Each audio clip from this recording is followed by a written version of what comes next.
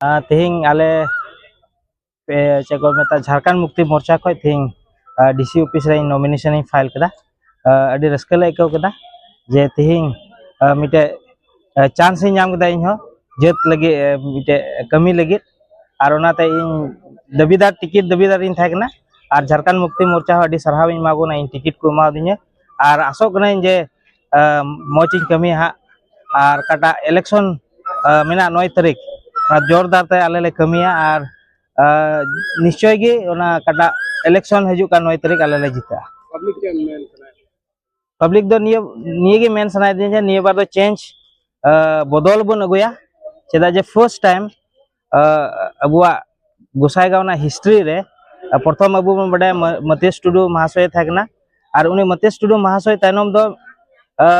20 से 25 बछर दो अबु दो एटा थे ओना राज को चलाव के तबना इना मौज अबुआ मिटे समष्टि थाकना संताल हिसाब ते ऑल असम रे और ओना अबु बुन रे चुकना ओनाते निये बाद तिना अबुरेन गोसाईगांव समष्टि अंडर रे तिना राइस मेना का जमन जतो हर दले बोले उडुक कते जमन इन विपुल भोट ते पे जितबे और आले चिन्ह कना आसार एटा में विरोधिता दो रूलिंग गवर्नमेंट संगे गे हुआ